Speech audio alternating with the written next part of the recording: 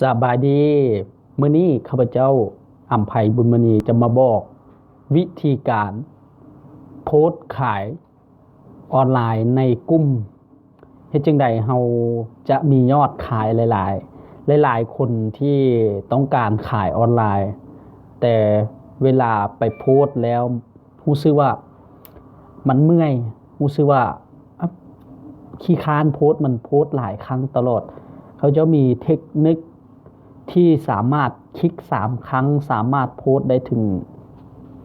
30กลุ่มด้วยกันเนาะมื้อนี้ข้าพเจ้าจะมาคลิกเพียงแต่1ครั้งสามารถโพสต์ได้ถึง10กลุ่มเนาะถ้าคลิก3ครั้ง30กลุ่มวิธีการก็คือเข้ามา Facebook ของตัวเองเนาะให้เข้าไปที่กลุ่มเนาะ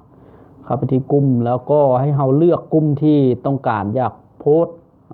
อยู่นี่มันก็จะสู่ขึ้นกลุ่มแบบนี้เนาะมันจะมีเลียดรายการแบบนี้ให้เรา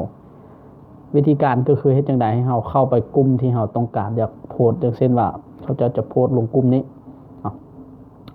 แต่ถ้ามันบอกว่าคุณต้องการขายอะไรอันตัวนี้มันจะสามารถโพสต์ได้หลายๆกลุ่มเนาะแต่ถ้ามันเขียนบอกว่าถ้ามันเขียนบอกว่าจังซี่เนาะเขียนบอกว่าเวลาเราคลิกเข้าไปมันจะบอกว่าโพสต์เลยอันตัวนี้มันจะบ่ได้เนาะได้โพสต์แต่ครั้งเดียวกลุ่มเดียวเนาะ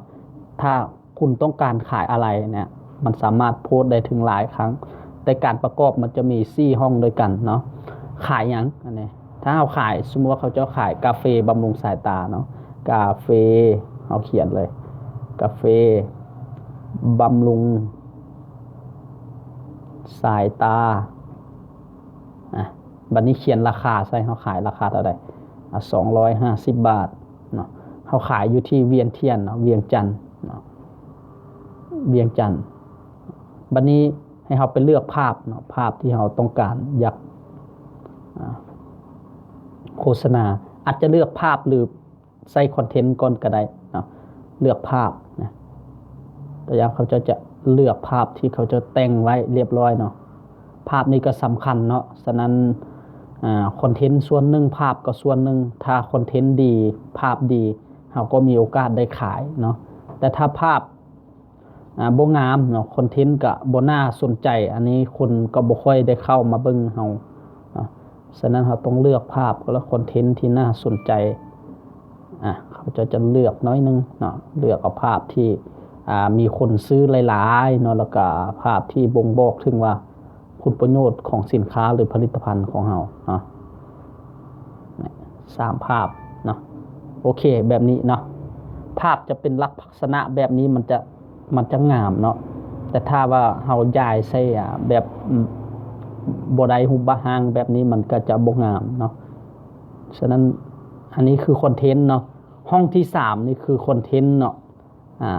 ห้องที่4เนาะห้องที่1คือข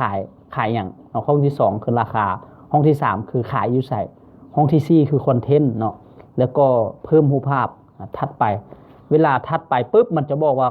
เจ้าจะโพสต์ไปจากกลุ่มมันบอกให้โพสต์ไปได้เนาะ10กลุ่มเท่านั้นมันจะบ่งบอก YouTube ทางลุ่มเนาะว่า2/10นี่ก็คือเฮาโพสต์ไป2กลุ่มละเนาะให้เฮาติ๊กเลยติ๊กเอ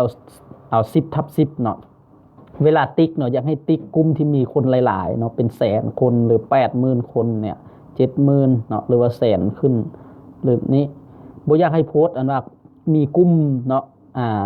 5,000 คนบ่ 2,000 คนเนี่ยบ่อยากให้โพสต์เนาะแบบนี้เขาเจ้าหมื่นคนเขาเจ้าก็บ่อยากโพสต์แล้วเนาะฉะนั้นเฮาต้องคลิกเอากลุ่มที่มีคนหลายๆเนาะเป็น 200,000 คนเป็นแสนคนเวลาเฮาโพสต์เนาะจื้อไว้ว่าครั้งต่อไปเฮาอย่าไปเอากลุ่มเก่าที่เฮาโพสต์เนาะอย่าซ้ำกันแต่คลิกเผยแพร่ปุ๊บมันจะไปเลย10กลุ่มเนาะ10กลุ่มโดยที่เฮาบ่เฮ็ดหยังเนาะเฮาคลิกเดียวเนาะการเลือกไว้10กลุ่มแล้วเฮาคลิกบาดเดียวมันจะสามารถโพสต์ไปได้10กลุ่มวิธีการนี้เนาะจะเฮ็ดให้เฮาได้ขายไวเนาะแล้วก็เฮ็ดให้ลูกค้าเฮาเห็นไวเนาะ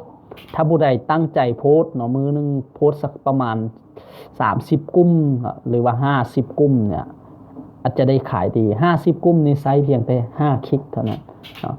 แต่บางคนเนี่ยโอ้ โพสต์ลงกลุ่มนี่เมื่อยเนาะเพราะว่าโพสต์แต่โพสต์เดียวเลยเนาะโพสต์10ครั้งกับ10กลุ่มอันนี้คือเฮ็ดให้เฮาเมื่อยนะขี้ค้านโพสต์เนาะตัวนี้จะเป็นวิธีที่ดีที่สุดเนาะขอเข้าใจเนาะ